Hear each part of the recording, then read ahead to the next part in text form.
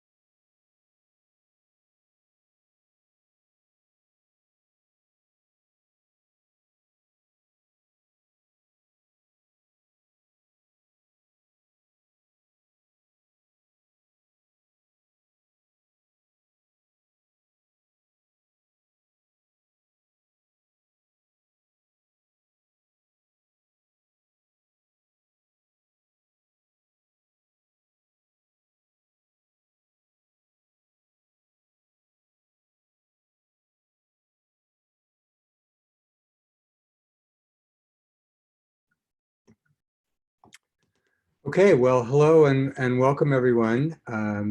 Again, this is Rich Kravitz. I'm director here at UCCS, and it's a pleasure to welcome you to the UCCS Speaker Series, which this week is co-sponsored by the UC Consortium on the Developmental Science of Adolescence. This week, as nearly every other week during the year, our aim at UCCS is to make policy-relevant evidence and science produced on the 10 campuses of the University of California accessible to policymakers and to the community. Through our speaker series, special panels and workshops, policy briefs, and other means, UCCS builds bridges between UC students, UC researchers, and California state policymakers. And if you want to know more about us, please, if you haven't, check out our website at uccs.ucdavis.edu.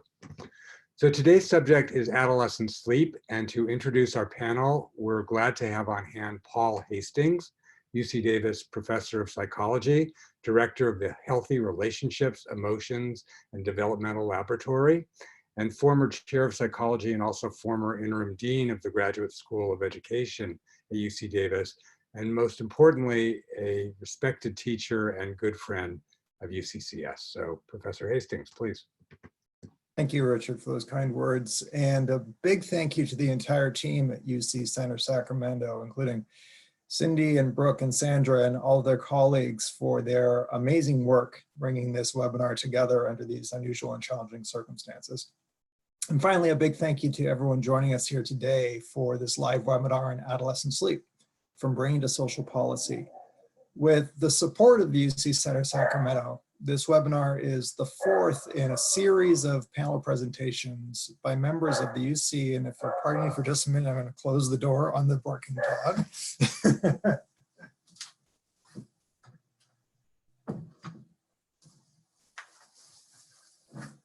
That will be the only interruption. We hope. This webinar is the fourth in a series of panel presentations by members of the UC Consortium on the Developmental Science of Adolescence. The consortium was founded 6 years ago and has benefited from the continuing support of the UC Office of the President's multi-campus research programs and initiatives mechanism.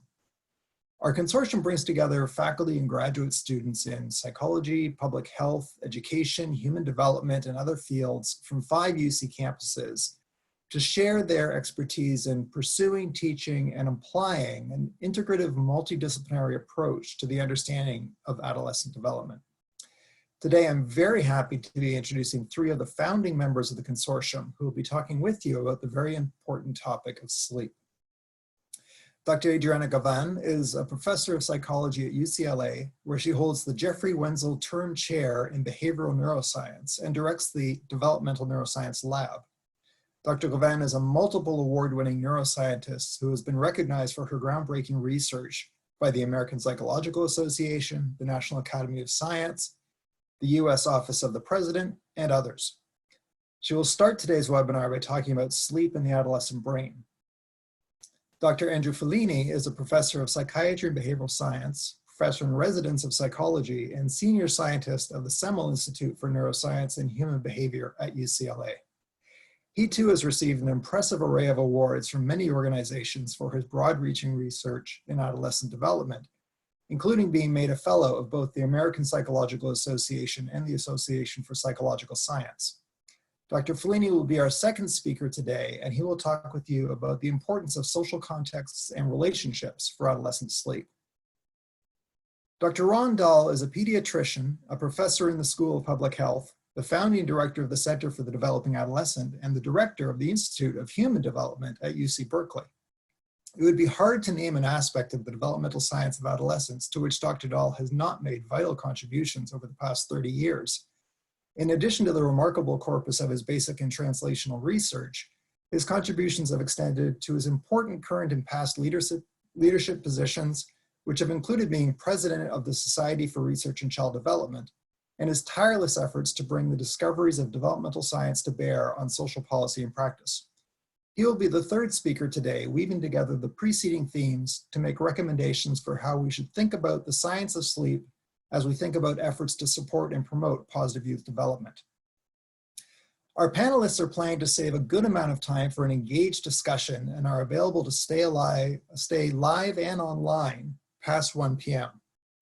So I will ask you to save your questions for the end, and to do so, to use the raise hand function, at which point you'll be called upon in order to engage in hearing your questions and unmuting your microphones that way. In order to save as much time as possible for our speakers and for that discussion, I'll wrap up my introduction now by thanking all of the speakers in advance and asking all of you to join me in welcoming Dr. Adrian Galvan to the microphone. Thank you, Paul. Can you hear me? Yes. Okay, great. Thank you. We are looking forward to having this discussion about the science of adolescent sleep, and I'll kick off by discussing some about what we know of the adolescent brain and how that relates to adolescent sleep and how important it is for considering in this topic. Okay, cannot advance my slides. Oh, there we go. I'll start by defining what we mean by adolescence. It's a broad term, and adolescence is roughly defined as a transition between childhood and adulthood, and is not simply defined by age or grade or pubertal stage, common metrics that have previously been used to define what we mean by this developmental stage of life. It's important to recognize that adolescence encompasses developmental periods within it. So that means there's early adolescence, middle adolescence, late adolescence, and all of these are important to think about when considering the importance of sleep, because they all have different developmental needs. According to the National Sleep Foundation, adolescents in the United States do not receive the amount of sleep that they need.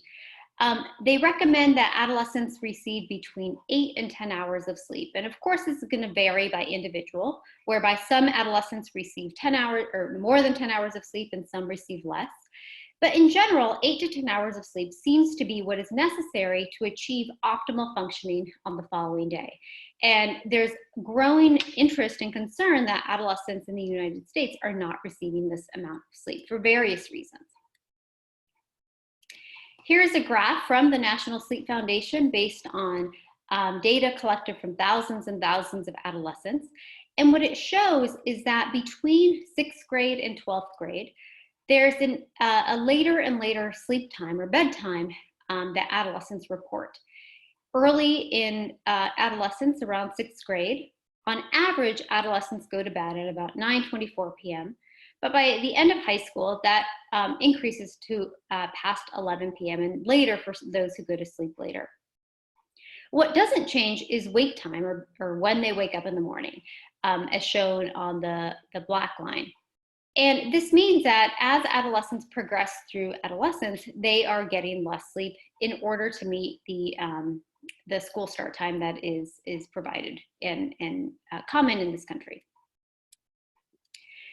Why do adolescents sleep less? That's something that researchers and policymakers have grappled with and really focused on in the past few years. There are social reasons and biological reasons, and together they are the reason that adolescents sleep less as they become older. For social reasons, there are reasons that you are familiar with. So there's media. Adolescents go to bed later because they're on their devices later in the night. Family, that contributes as well. So attitudes and common practices among families also contributes to what time adolescents go to sleep. And the increasing school demands that adolescents face also contributes to them going to bed later.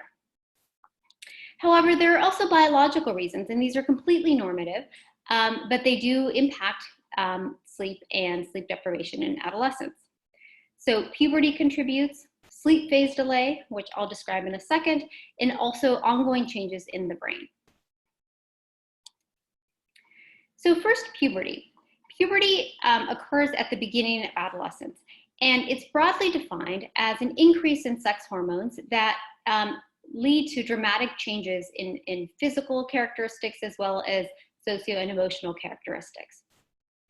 Puberty starts when there's a surge and release of hormones in the brain, in the pituitary gland, and these hormones lead to secondary sex characteristics such as hair growth and acne and other things that are commonly associated with adolescence. Puberty is also something that coincides with what's called a sleep phase delay. A sleep phase delay means that adolescents shift in what time they want to go to bed. So this means that their circadian rhythm doesn't lead to a bedtime that is consistent with younger children or older adults. It's roughly about 2 hours, so that means that adolescents have a tendency to stay up later, giving them kind of this night owl preference. Here's a graph showing the relation between pubertal maturation and sleep. And what this graph is showing is that as adolescents are more pubertally mature, they tend to have less hours of sleep compared to adolescents who are less pubertally mature, who tend to have longer time asleep. And finally, there's a very important component of sleep that includes the development of the adolescent brain. The brain undergoes significant development between the beginning of puberty and on into the mid to late 20s or early to mid 20s. And this is important because there are bidirectional relationships between changes in the brain and puberty, and as well as sleep phase delay and brain development. And all of these work interactively to lead to changes in sleep patterns during the teenage years. One important change that happens during adolescence is that there's a refinement in how the brain communicates with itself. What this means is that the connections between different parts of the brain are increasing, so that there's increased communication between, for example, the front of the brain, shown here on the right side of the slide, with the back of the brain, shown here on the left side of the slide. And what this means is that the brain is continually refining itself in order to communicate and better respond to the environment. So why is sleep important for brain development? There are numerous reasons, but here I highlight a few. One is that there are learning systems in the brain that depend on sleep to retain information, to pay attention to in class, for example. And these learning systems rely on healthy sleep in order to respond appropriately. And this is really important during adolescence as the things that they are learning in class become more sophisticated and cognitively demanding. Secondly, the socioemotional systems, that is, the brain regions that respond to that support emotional reactions, that help adolescents connect and maintain relationships with others, those are also very sensitive to sleep. And in both adolescents and adults, research has shown that when someone is sleep deprived or isn't getting the amount of sleep that they need, that their brain is not responding as effectively as perhaps it could if they had gotten more sleep. And this means that they may not pick up on social cues as well as they would after a good night's sleep, for example. And so this is really important during adolescence when they continue to forge and grow their social cognitive abilities. Poor sleep also disrupts the the ongoing maturation of connections like I talked about previously. So in order to establish those mature pathways, we really rely on sleep, and research shows that individuals who receive less sleep are not forming those connections as effectively or as quickly as adolescents who are achieving the appropriate and healthy amount of sleep. And finally, implicit to all this is the notion that adolescents are more impacted by sleep loss than adults. And this means that adolescents really rely on sleep, and it's important to establish healthy sleep practices in order for them to achieve developmental milestones and also neurodevelopmental milestones that is typical during this age range. And my colleague Andrew Fellini will speak more to the psychosocial factors and consequences of sleep and the importance of healthy sleep to achieve these psychosocial developmental milestones. Thank you.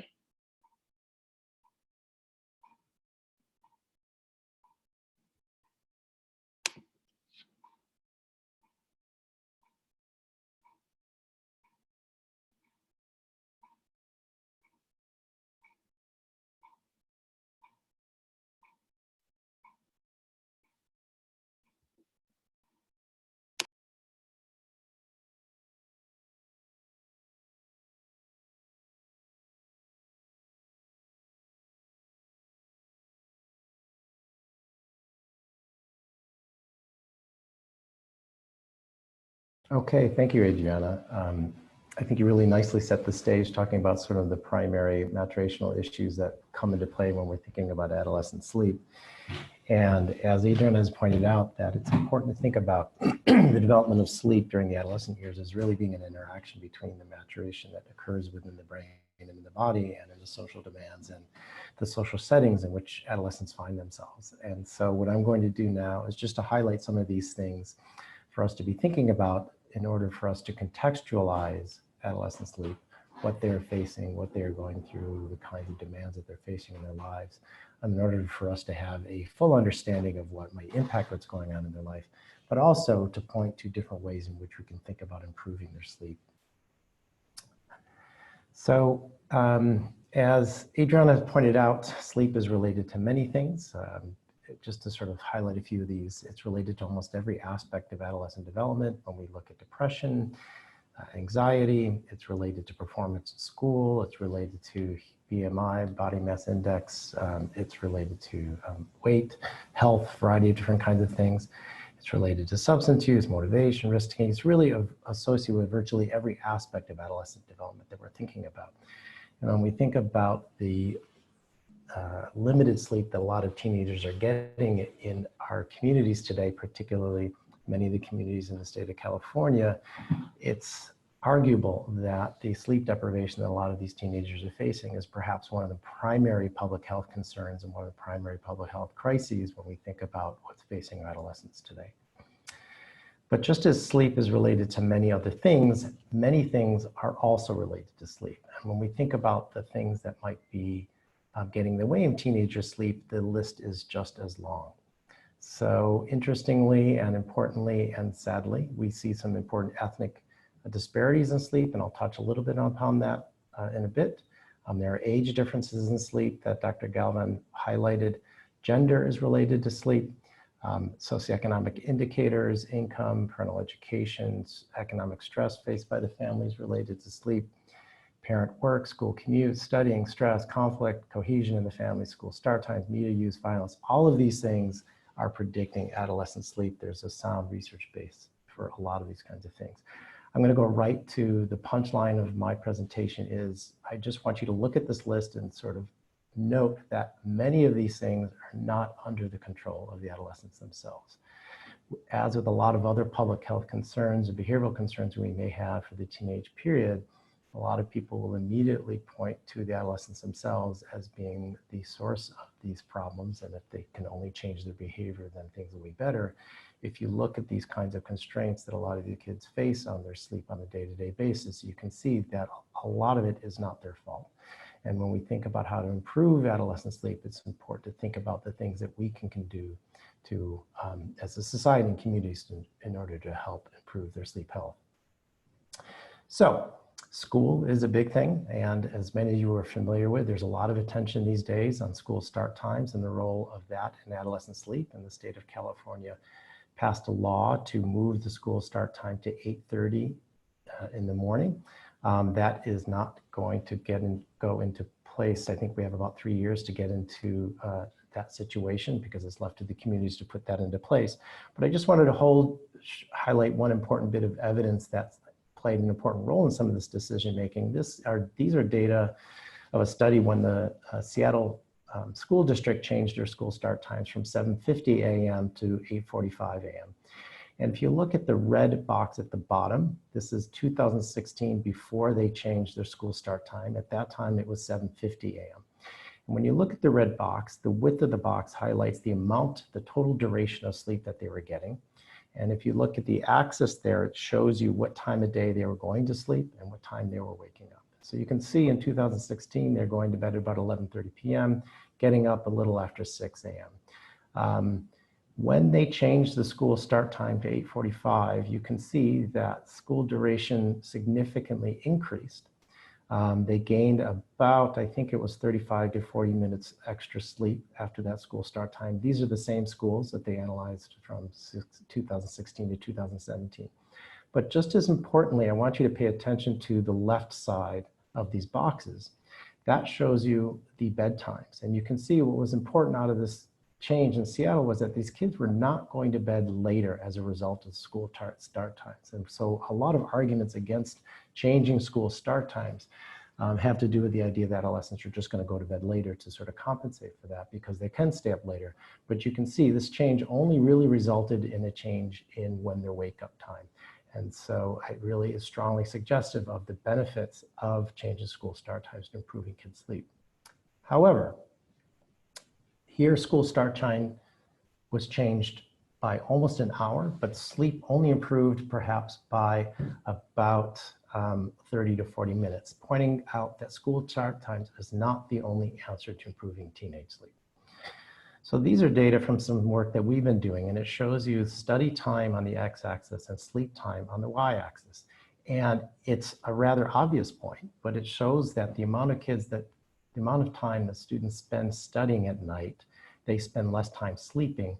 And these lines are different for 9th, 10th, and 12th grade. By the 12th grade, that solid bar at the bottom, that association is becoming stronger. So study time is increasingly interfering with students' sleep time as they go through this teenage years. Keep in mind that this has nothing to do with school start time. This has a lot to do with the demands that are placed on students' lives. Related to this is another study that we had done, and it shows you, I need to sort of walk you through this graph a little bit, but it shows you the association between sleep time and GPA and also internalizing symptoms that are related largely to depression and anxiety. What it shows you is that the kids who are getting about 7.5 hours of sleep, the solid line, were the ones who are getting the highest GPAs.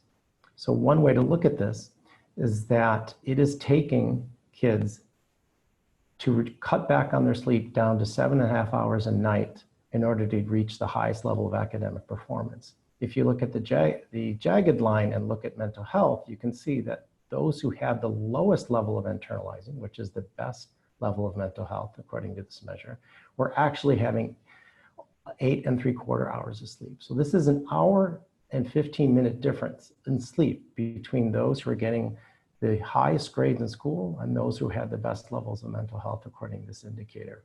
Strongly suggestive in my mind, at least in the mind of others, that why does it take a kid to cut back their sleep down to 7.5 hours in order to do the best in school?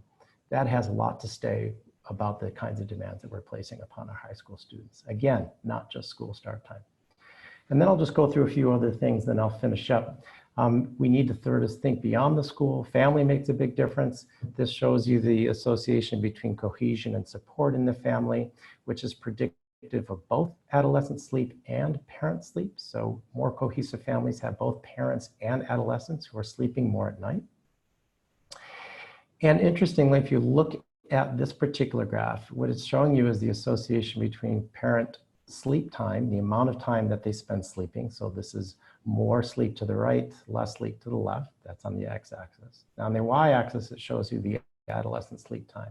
And this can shows you that the more parents sleep, the more teenagers sleep. So any of you in the audience who have a teenager can testify to this. But I think it's an important point that's being made here, and that is parent and adolescent sleep are closely tied to one another. That sleep behavior is a family-wide behavior. It's a family-wide practice. And we can't think about adolescent sleep independent of parent sleep and vice versa. And particularly when we look at larger size families, that's the jagged line at the bottom, that connection between parent and adolescent sleep is particularly strong. So when we think about larger families, most likely to be crowded into smaller homes, you really have this family-wide sleep situation that, again, is not just the adolescents' fault themselves if they're not sleeping well. Then finally, I just want to touch a little bit upon ethnic disparities in sleep. These shows you data from a study that was, I think this was done in both New York City and in Alabama, a combined sample. It shows you the number of hours of sleep that these teenagers are getting each night. And you can see that the African-American kids in the middle receiving significantly less sleep than the kids from Asian and Latino backgrounds who are on the different ends of the x-axis. And actually, if you sort of look at the amounts of time, none of them are getting enough sleep compared to the recommended sleep that Dr. Gavin was pointing out. And the African-American kids particularly were only getting about 6 hours of sleep per night. I should point out that this disparity in sleep with African-American kids getting less sleep is consistent throughout the lifespan. So studies that have looked at adult sleep consistently find African-Americans receiving less sleep than their counterparts from different ethnic backgrounds. Why is that? It's largely due to many of the other factors that we know that are associated with health disparities, associated with African-American health outcomes, economic distress, neighborhood disadvantage, and so on. But it's also related to discrimination. And so if you look down, I apologize for this chunky table, but all you have to do is look down at the yellow bar, the yellow row at the bottom, and it shows you that even among teenagers, those who report higher levels of ethnic discrimination have less amounts of sleep per night. Again, this is found during the adult years, but we're also finding it among the teenagers. Again, another factor that is beyond their control. So just to sum this up, many things predict sleep. School demands strongly predict worse sleep. Sleep is closely tied to the family environment. And unfortunately, sleep disparities, even during the adolescent years, follow typical ethnic and economic differentials. And again, it is not always the adolescent fault. So when we're thinking about ways to improve teenagers' sleep, clearly there are some things we need to think about in terms of getting teenagers to think about sleep health and what they can do to improve their own sleep, but that is not the only solution. There are a lot of factors that are relevant to this that are beyond their control. Thank you.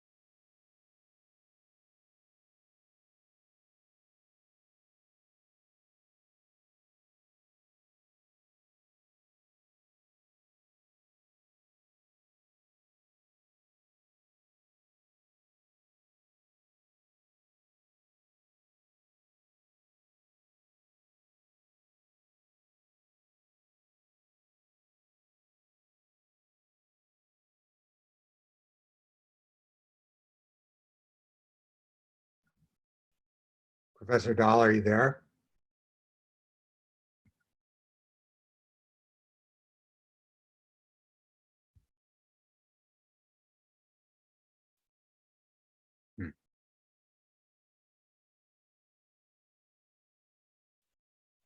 Well, bear with us while we deal with these technical issues.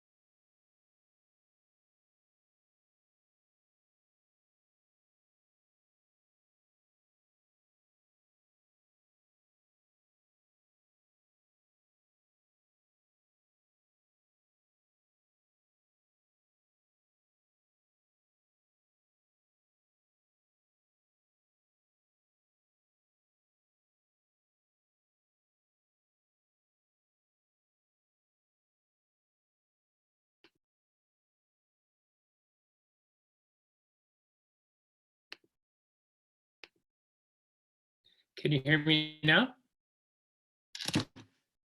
Can you hear me now? Yes. Okay, sorry, I got dropped somehow.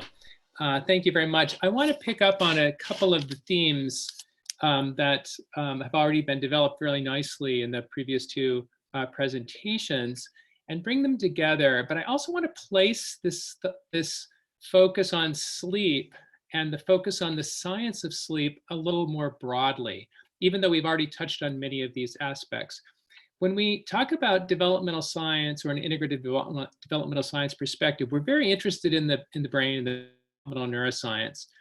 And we're interested in those questions about the brain contributions to sleep and the things that affect sleep in combination with other disciplinary approaches to understanding them: developmental psychology, education, science of learning, public health, the social, clinical, affective, and implementation sciences, and policy. And today I really want to bring in some of the clinical perspective and policy perspective on these complex interactions related to sleep. I spent many years treating young people with sleep disorders and developing treatments for sleep problems, as well as contributing to many discussions about policy relevant aspects of these issues. And I think on one hand, we want to avoid oversimplifying, as already has been highlighted in the earlier conversations, as well as really base our recommendations on some of these more integrative, nuanced understandings of sleep. Finally, the figure at the bottom really highlights, this is from the Sleep Foundations and the Sleep Research Societies, that when we talk about sleep, we're not just talking about a state where people aren't awake. We're talking a dynamic process where sleep and wakes interact. Sleep and arousal regulation is a system.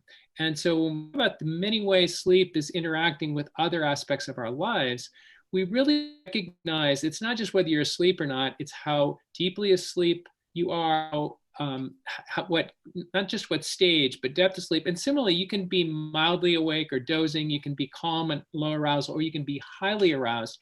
Emotions and arousal and wakefulness and vigilance interact with sleep. And these are really dynamic processes interacting.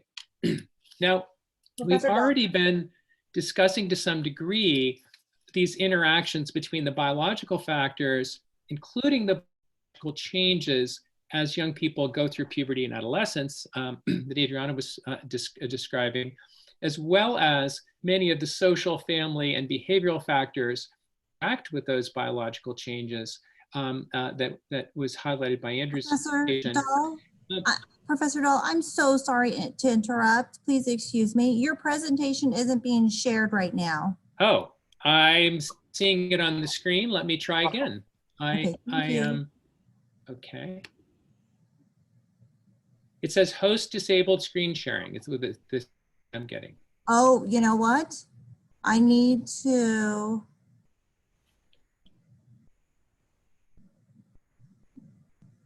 Okay, you should be able to share now. Sorry, when you got disconnected, it disconnected your co-host. So you should be now.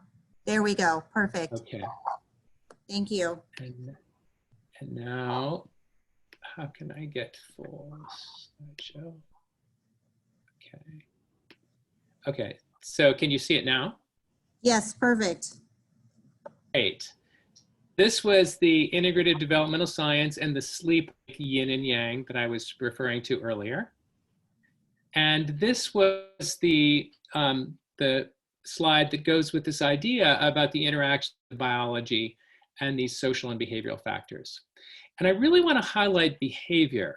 You know, when we talk about the brain systems, it's so much of what we're understanding is how those changes, neural changes, affect behavior. If we talk about appetite, we can have a biological basis for appetite, but whether we eat, the behavior is controlled in relation to being hungry, but we have a lot of control, thirst and drinking, sleepiness, and the behavior of sleep. And sleep is a complex behavior. When we talk about those changes that were described earlier about the pubertal changes in sleep, there are many aspects of sleep that change in circadian function, but they manifest at level in two ways. One is as children become pubertal, they become sleepier. Even if they get as much sleep as they were getting at a younger age, the need for sleep, the ability to fall asleep during the daytime, quick pushing into sleep and nap opportunities goes up. That suggests to some people that the need for sleep or the optimal amount of sleep or sensitivity to sleep goes up. But that is a well-described behavior, getting sleepier. And I'm going to come back to that in a moment. And the second thing, again, it was really well described already in terms of this sleep phase delay. It doesn't make us unable to go to sleep any more than appetite makes us eat. It gives us a slight tendency to prefer later bedtimes and a slight tendency to prefer sleeping in later in the morning. Think of those two tendencies 300 years ago, when girls might be going to bed and reading by candlelight. If they're sleepier, they're reading by candlelight, and they have some tendency to stay up later, similarly to sleep in. But if the sun comes up and they have a lot to wake up, there wasn't a lot of change in the sleep time given traditional social contact hundreds of years ago or thousands of years ago. But that's changed. It's changed in fundamental ways, simply social. They're biological. Light is a biological input to our brains. It tells what time it is, what part of the day it is. The brain is very sensitive to light information coming in through our eyes and going through a system back to the pineal gland for the brain at sensitive times. When young people are awake with light on or with devices or with room light on, that is information that has biological significance. So now, tendency to stay up later and having digital devices and stimulating activities and interactions with peers and social activities, wanting to explore the world, and they have greater freedom to choose their own bed. They have more stress and anxieties and worries that can keep arousal level high. And then on the weekends and holidays, they tend to stay up even later and sleep in later. And then all of the demands for school and activities and work and homework. So there's a lot of forces pushing to be awake and to do that later. And so when we talk about the biology and the social influences interacting, it's really important to understand how these interact. This is another level of this is the contributing factors that create a vicious cycle. Once kids are getting sleep deprived or not enough sleep and some social jet lag, the catch-up sleep on the weekends tends to be even later. And that light information is not just affecting at night, it is affecting the brain's expectation of what time zone they're in. It's like flying 3 or 4 time zones and your body starts to adjust. And they're more likely when they're sleep deprived to use stimulants of all sorts. And here is a really, really important issue that I'm to, and I think is relevant to things we've been discussing. It's relevant to understand sleep. Sleep and vigilance are opponent processes. What does that mean? Well, if you're asleep, it's not just that you're quiet or resting, it's that you are relatively unaware and unresponsive to your environment. You shouldn't go into sleep unless you're in a safe environment. So, and vigilance are really antagonizing each other for adaptive reasons. But for humans, vigilance or perception of threat isn't just physical dangers, it's social threat. We are more sensitive to social threat than physical danger in many ways. We fall asleep doing the most dangerous thing we do, driving miles an hour on the interstate. But if we have to stand up in a crowd and say something about ourselves, our heart rate goes through the roof because social threats create vigilance. Young people, especially in adolescence, are having a lot of sources of vigilance and threat. And whether that's discrimination or not enough money, or I could guess that who are on this call can recognize that during this COVID crisis, we have trouble sleeping. There's a lot of vigilance for non-specific reasons when things are threatening and changing and uncertain. These are amplified in adolescence. So stress and conflict contribute to emotional arousal. Adolescence is a developmental time of increased sensitivity to social evaluation, whether they're popular, belong, valued, whether they matter. They're struggling in these spaces. So these contribute to these interactions. This is, in many ways, a profound example of a larger set of principles about adolescent development.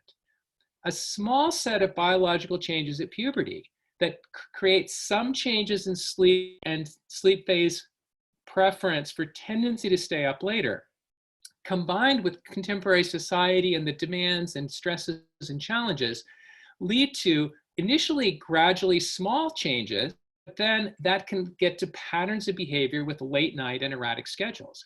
That leads to more sleep deprivation, social jet lag, that creates further problems with mood and motivation and emotion regulation, and even more, if you can't control your mood and you're having conflicts with your friends and your relationships, that creates more stress and affective problems. Increased arousal and more affective problems creates more problems with sleep. It's the sleep and arousal interacting, and that can create this cascade or spiral of negative effects. This is an example of a social context that is amplifying the biological change. And so as we think about a policy like school start time or the amount of homework or demands or societal in young people's lives, we really need to think about sleep and arousal interactions as a part of these negative spirals that contribute to so many of the problems for young people from not getting enough sleep. I think as we understand it's not that it's all so complicated in interaction, that it's all interactions. It's that if we don't understand how these spirals of behavior and patterns of behavior manifest as problems and challenges, then any simple approach, whether that's a clinical approach to improving sleep, whether that's a policy like school start times or an education program, is unlikely to have the largest effect. Clearly, as already described, there's evidence that delaying school start is helpful. That's because of all the evidence that the tendency to stay up later combined with social norms for young people in this country and many other countries leads to late beds that get later and later across this window of time. And the earlier the school fixed start times are for those 5 days a week, that's going to start not only squeezing sleep down, but doing that for multiple days in a row with catch-up sleep on a later schedule. If we really want to have the greatest impact on the health relevant and education and learning relevant aspects of sleep, then we might want to be considering a broader set of approaches that include not only targeted education and behavior and attitude sleep and sleep-wake schedules and health behaviors, but really thinking about what are the key factors that lead to the negative spirals. That's not simply valuing sleep and having regular schedules, which are really optional, but it can be different in different high-risk groups. These are often thought of as clinical problems, but they're also a public health and education perspective. High-risk groups people, whether that's because of their ethnicity or socioeconomic status or nation or their proneness to anxiety, create added risk for developing these sleep problems. And if we flip that to the opportunity window, those all insight about developmental windows of opportunity to promote healthy sleep patterns, often before they manifest as larger problems. I'm going to just give you one example. One of the best studies of social emotional function in relation to sleep is related to anxiety and depression. There's a lot of work and a reason to understand why that sleep problems speak worse in young people who are more anxious as a symptom and as a trait, and anxious in terms of a clinical anxiety disorder. Young people who are having a lot of anxiety are more vigilant. They are more reactive to threats. Their arousal level goes up more quickly in response to or signs of something that could be threatening. They have higher physiological arousal at baseline and in reaction to certain kinds of cues.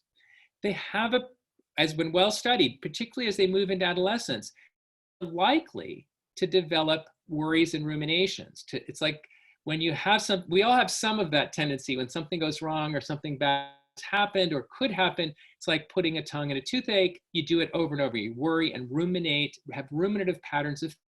Young people can distract themselves during the day by being busy and interacting with electronic devices. When they go to bed, that's a classic time for worry and rumination, raising arousal.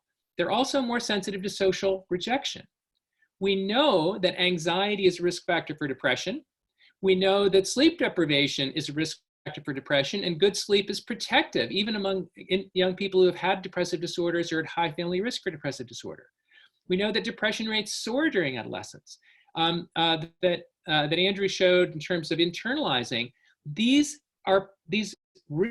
depression and internalizing problems are interacting with sleep in dynamic ways. They're making sleep worse, and sleep problems are making them worse. One approach to this, where a group of researchers that I still work with at the University of Pittsburgh developed a cognitive behavioral therapy sleep intervention focusing specifically on the sleep component of anxiety in 9 to 13, right as they're entering that risk period, and showed that that was valuable to their course of their sleep and their anxiety and depression, above and beyond cognitive behavioral therapy for their anxiety disorders. This is an example of how, as we understand sleep spirals, there are many other examples: substance use, aggression and violence, irritability. There's evidence that sleep deprivation can make individuals more likely to be impulsive, and suicidality becomes more managed in action to sleep deprivation. It's not that sleep deprivation is the only factor. It is an amplifying factor for a number of these spirals and behavior that has major consequences.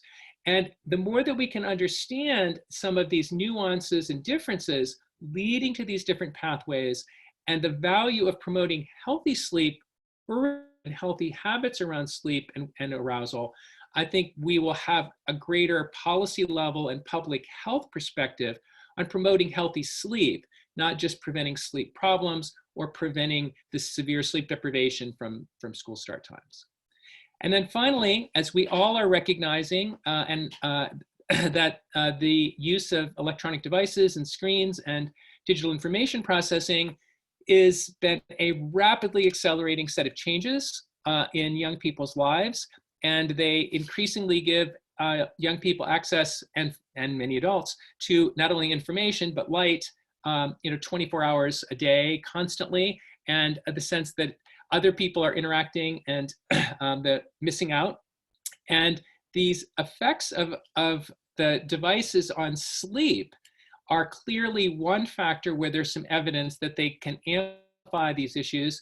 Of course, all of us have recognized across the world now as technology is the way young people are connecting socially. It is the only way they can connect socially in social distancing in many cases, and they're not in school. There are ways in which electronic devices may be less likely to disrupt these sleep patterns, and ways they may be more likely, just as there may be ways they promote healthy social interactions and ways they create increased vulnerabilities. These are incredibly complex issues, and they're changing dramatically, obviously even over the past weeks and months. But this is once again, another example of how the sleep-wake and arousal and emotion sphere interacts with these factors that can increase arousal and vigilance and worry and excitement in ways that can be healthy and that can lead to these negative spirals and raises really important issues for us to consider. Thank you.